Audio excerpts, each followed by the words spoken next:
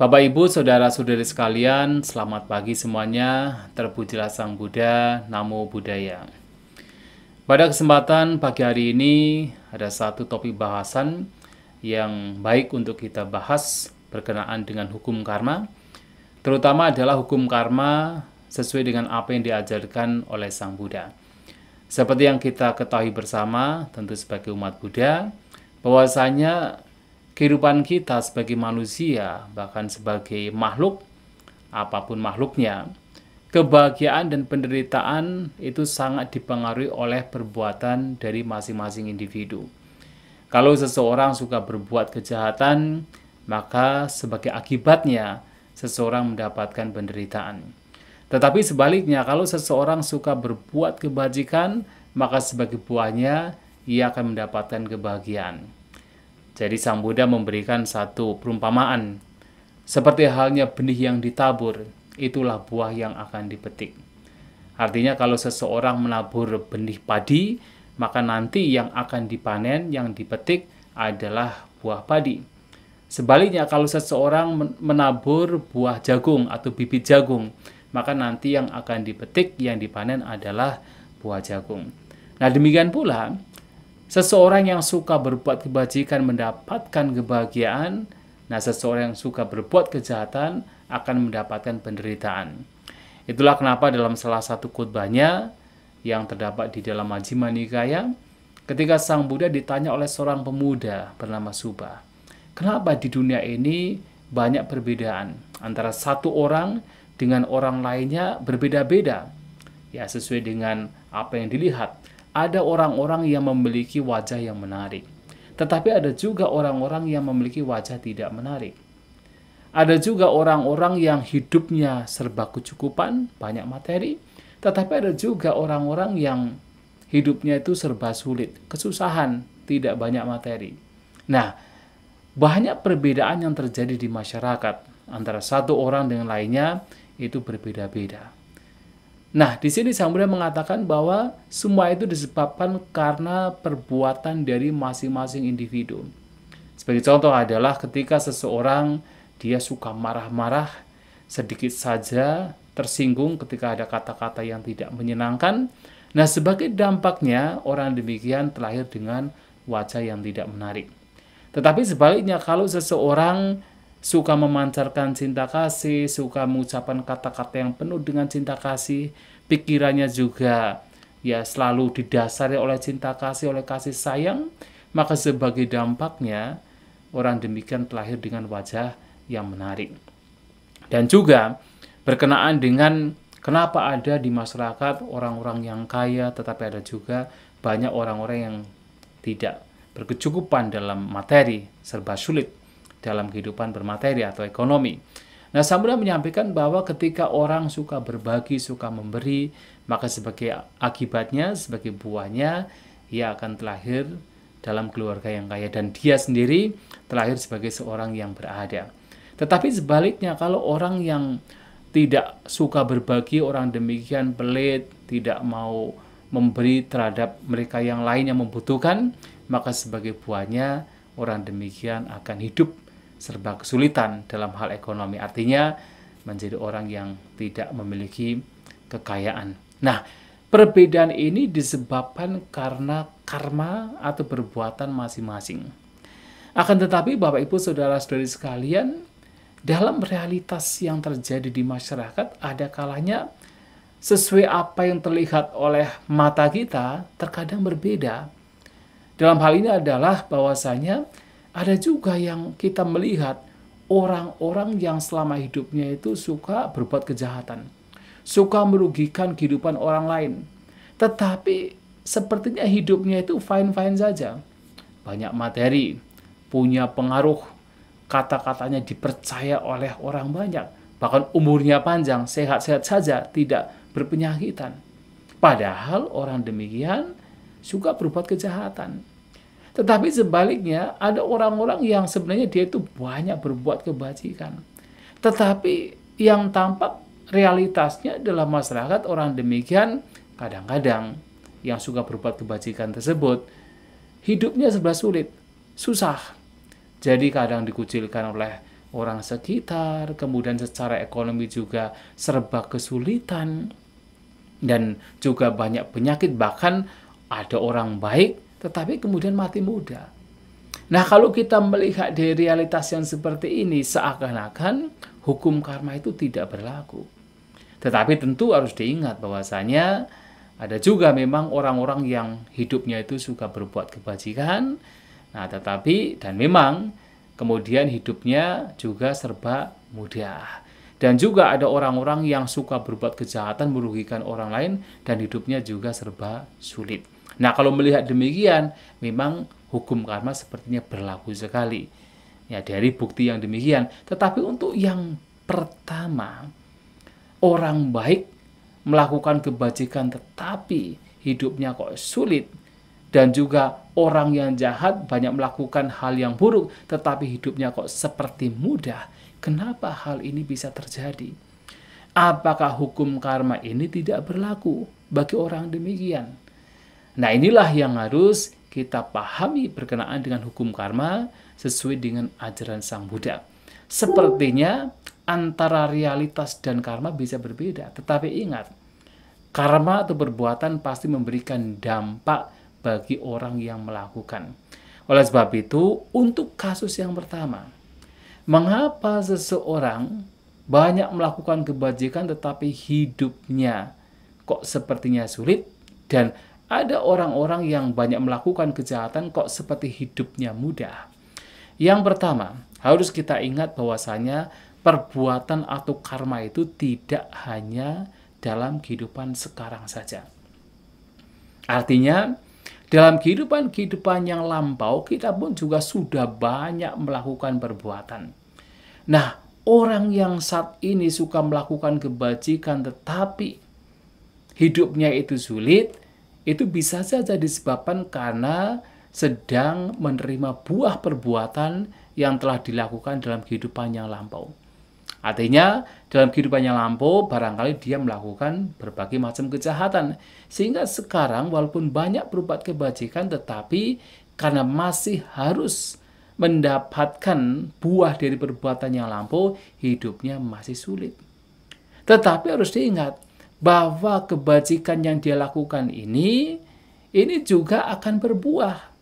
Harus diingat pula bahwasanya perbuatan itu tidak harus berbuah langsung. Ada perbuatan-perbuatan yang juga berbuah dalam kehidupan yang akan datang, bahkan dalam kehidupan yang akan datang lagi. Nah, perbuatan kebajikan yang orang demikian lakukan itu bisa berbuah dalam kehidupan mendatang, tidak harus dalam kehidupan sekarang, dan pasti berbuah. Sang Buddha menyampaikan demikian, kebajikan pasti memberikan buah kebahagiaan. Nah, sementara sekarang mendapatkan berbagai macam penderitaan padahal sudah banyak berbuat kebajikan, itu karena disebabkan salah satunya kehidupan yang lampau pernah melakukan kejahatan, sekarang sedang menerima buahnya. Nah, tetapi kemudian orang yang banyak melakukan kejahatan kok sekarang sepertinya hidupnya fine-fine saja, tidak ada hal yang buruk yang menimpa pada dia, pada orang-orang tersebut. Nah, ini juga bisa disebabkan karena dalam kehidupan-kehidupannya lampau, barangkali orang-orang demikian banyak melakukan kebajikan. Nah, sekarang sedang menerima buahnya. Tetapi kalau orang demikian sekarang melakukan banyak kejahatan, maka dalam kehidupan selanjutnya, dalam katakan hidup-hidup selanjutnya, itu bisa mendapatkan buah penderitaan, dan pasti mendapatkan penderitaan disebabkan karena kejahatannya. Oleh sebab itu, kalau sekarang walaupun sudah banyak melakukan kebajikan, ternyata kok hidupnya masih susah, itu karena belum berbuah. Sedangkan kesusahan yang orang miliki ini bisa juga disebabkan karena perbuatan jahat yang telah dilakukan di masa lampau. Ini yang pertama. Nah, yang kedua adalah kita harus ingat bahwa yang namanya perbuatan itu sangat kompleks, atau dengan kata lain sangat bervariasi.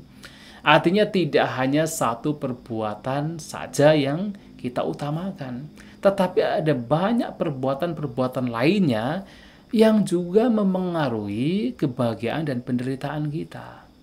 Sebagai contoh adalah begini, barangkali ada seseorang yang sebenarnya dia itu sudah banyak melakukan kebajikan berdana. Berdana kepada wihara, berdana kepada sangga, suka membantu orang lain, suka berdana. Dan tentu kebajikan berdana ini pasti membawa kepada kebahagiaan sesuai dengan apa yang dia lakukan. Tetapi walaupun dia suka berdana, kalau moralitasnya tidak dijaga, dia masih suka berbohong, dia masih suka membunuh misalnya, dia masih suka melakukan tindakan asusila. Nah, karena perbuatan lainnya itu tidak dijaga, ya bisa saja karena buah dari perbuatan-perbuatan lainnya ini yang buruk, maka dia mendapatkan penderitaan sebagai dampaknya. Ada mungkin kasus di mana orang itu sudah banyak berbuat kebajikan seperti berdana, tetapi kenapa masih dikucilkan oleh teman-temannya? Masih kemudian digunjingkan oleh teman-temannya?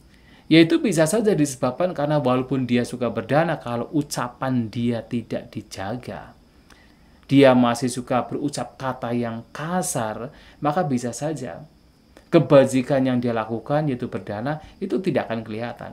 Yang berbuah dulu adalah ucapan kasar yang dia lakukan, maka pantas, layak kalau kemudian orang-orang sekitar itu kemudian menggunjingkan dia. Ya oleh sebab itu, selain seseorang melakukan satu perbuatan yang baik, perbuatan-perbuatan lainnya juga mesti dijaga. Selain dia suka berdana, dia pun juga menjaga kemoralannya. Nah, sehingga ketika melakukan yang terbaik, maka ya hal-hal yang baik akan datang pada orang demikian. Maka yang kedua ini adalah ingat bahwa banyak perbuatan yang harus kita jaga. Ucapan kita harus kita jaga, perbuatan kita harus kita jaga, dan tentunya pikiran kita juga harus kita jaga. Jadi tidak hanya mengutamakan satu perbuatan saja. Perbuatan-perbuatan lainnya juga mesti kita jaga. Nah, itu yang kedua. Yang ketiga, ini juga penting untuk kita pahami. Berbicara tentang karma atau perbuatan harus diingat bahwa tidak semua yang kita alami ini semuanya itu dipengaruhi oleh perbuatan kita. Tidak semua. Ada sebab-sebab lain yang juga memengaruhi penderitaan dan kebahagiaan yang kita alami. Tidak hanya karma saja. Karma itu hanya salah satu. Sementara ada hal-hal lain lagi yang juga memengaruhi kehidupan kita. Salah satunya adalah batin kita. Maka ada satu perumpamaan. Ini menjadi satu pegangan bagi kita. Kalau ada segenggam garam dimasukkan ke dalam satu mangkok air, apa yang terjadi? Air yang ada di mangkok tersebut akan menjadi asin sekali. Tetapi kalau segenggam garam yang sama dilempar ke sungai yang besar, maka sungai tersebut tidak akan terasa asin. Nah, dalam hal ini Sang Buddha menyampaikan bahwasanya ada dua orang dengan perbuatan yang sama dan buah perbuatan yang sama. Terutama adalah buah perbuatan yang tidak baik, yang buruk, yang sama. Nah, orang pertama dengan buah perbuatan buruk yang dia lakukan dan dia mengalami penderitaan karena batinnya tidak terlatih, batinnya tidak dikembangkan, maka begitu mendapatkan buah perbuatan demikian, dia akan begitu menderita. Seperti segenggam garam yang dimasukkan ke dalam semangkok air. Begitu menderita karena batinnya tidak terlatih. Akan tetapi, orang kedua dengan buah perbuatan yang sama yang tidak baik, dia mendapatkan penderitaan karena buah tersebut, karena batinnya terlatih, dia tidak akan merasa begitu menderita. Karena batinnya terlatih. Sebagai contoh adalah seperti ini. Ada dua orang. Yang pertama suka berdana. Yang kedua tidak suka berdana. Suatu kali, karena perbuatan lampau yang tidak baik yang telah dilakukan, nah dua orang ini kehilangan satu jumlah uang yang sama. Misalnya, masing-masing kehilangan 1 juta rupiah. Nah, bagi orang yang suka berdana, suka memberi, ketika kehilangan 1 juta rupiah, dia tidak akan begitu menderita. Mengapa? Karena dia sudah terbiasa melepas. Dia sudah terbiasa berbagi. Sehingga batinnya itu siap untuk melepas, siap untuk tidak melekat. Ketika perpisahan terjadi, dengan apa yang dimiliki, dia tidak akan begitu menderita. Tetapi orang kedua yang tidak pernah berlatih, yang batinnya itu penuh dengan kekikiran, penuh dengan keserakahan, bayangkan, kehilangan uang 1 juta akan menderita sekali. Nah, oleh sebab itu, dalam hal ini, batin yang dilatih dan batin yang tidak terlatih juga mempengaruhi seberapa penderitaan yang akan kita alami. Bahkan tidak hanya dalam kehidupan sekarang, dalam kehidupan mendatang pun juga sama. Sebagai contoh adalah ada perumpamaan. Kalau ada satu periuk yang diisi dengan mentega atau minyak, kemudian dimasukkan atau dilempar ke sungai. Nah, sampai di dasar sungai, periuk tersebut pecah. Nah, kemudian minyak tersebut dan juga menteganya akan naik ke atas ke permukaan. Nah, demikian pula dikatakan, seseorang yang walaupun karena perbuatan jahatnya barangkali sebagai dampaknya perbuatannya dia mati meninggal karena terbunuh, dibunuh, dicincang atau mati dengan tidak wajar. Tetapi karena batinnya ini terlatih, walaupun matinya tidak wajar, karena batinnya terlatih, orang demikian tidak akan terlahir di alam menderita. Dia bisa terlahir di alam surga ketika meninggal dunia. Seperti yaitu tadi mentega yang dimasukkan ke dalam periuk, walaupun periuknya pecah di dasar sungai, menteganya akan naik ke atas, minyaknya akan naik ke atas. Tetapi tentu berbeda. Kalau seseorang batinnya tidak terlatih kemudian dia harus meninggal dengan cara yang tragis sementara batinnya tidak siap, ya bisa saja karena ketidaksiapan batinnya, karena batinnya tidak matang, batinnya tidak terlatih, dia menderita sekali, membenci sekali, dan membawa kepada kelahiran yang tidak menyenangkan, tidak memberikan kebahagiaan. Nah, oleh sebab itu harus diingat, karma perbuatan bukan satu-satunya penyebab. Ada penyebab-penyebab lainnya. Keterampilan batin kita juga mempengaruhi seberapa seseorang akan mendapatkan kebahagiaan ataupun penderitaan. Nah, ini yang ketiga. Nah, yang keempat, juga harus kita pahami bahwasanya selama kita masih hidup di alam sangsara, di alam tumimba lahir yang didera oleh ketidakkekalan, selama itu pula tidak semua hal-hal yang baik akan datang pada kita. Tetapi hal-hal yang buruk itu juga akan datang menghampiri kita. Selama kita hidup di alam tumimba lahir, kita harus mengalami tidak hanya untung, tetapi juga rugi. Tidak hanya pujian, tapi juga celaan. Tidak hanya nama baik, tapi juga bisa nama buruk. Dan juga tidak hanya kebahagiaan, tetapi juga duka, penderitaan, musibah, kecelakaan bisa datang pada kita. Karena ini adalah kondisi dunia yang wajar memang akan dialami oleh manusia selama hidup di alam tumimba lahir. Maka dalam ajaran Buddha, tujuan dari mempraktikkan Dhamma adalah bagaimana supaya bisa terbebas dari tumimba lahir. Karena apa? Selama di tumimba lahir, berbagai macam duka, penderitaan pasti akan datang menghampiri kita. Ini adalah yang keempat. Nah, yang kelima, yang juga patut untuk kita pahami adalah bahwasanya selama kita masih memiliki kotoran batin, keserakahan, kebencian, kebodohan, ketidaktahuan, tidak memahami mana yang baik, mana yang buruk, selama kotoran batin ini belum kita lenyapkan, belum kita hancurkan, maka penderitaan pasti akan masih datang pada kita. Hal-hal yang buruk pasti masih akan datang pada kita.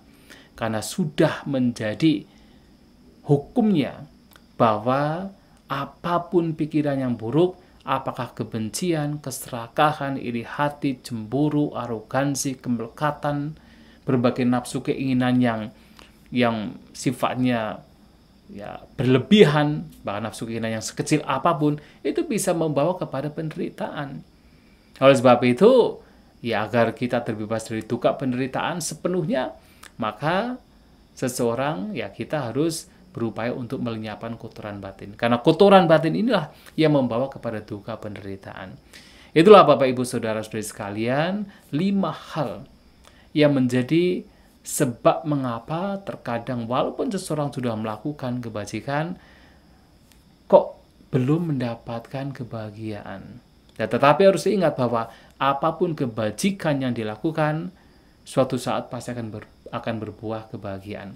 Dan ingat pula, apapun kejahatan yang seseorang lakukan, walaupun sekarang sepertinya tidak mendapatkan buah, tetapi suatu saat buah dari kejahatan juga akan muncul dan berbuah dan harus dialami. Oleh sebab itu, dalam hal ini tetaplah melakukan kebajikan, dan yang terpenting lagi adalah mengembangkan batin kita agar kotoran batin yang menjadi penyebab penderitaan utama bisa dilenyapkan, bisa dihancurkan. Demikian, semoga menjadi pemahaman bagi kita semua. Semoga kita semua maju dalam hal yang baik. Sabisata Bhavantu Sukhitata. Semoga semua makhluk berbahagia.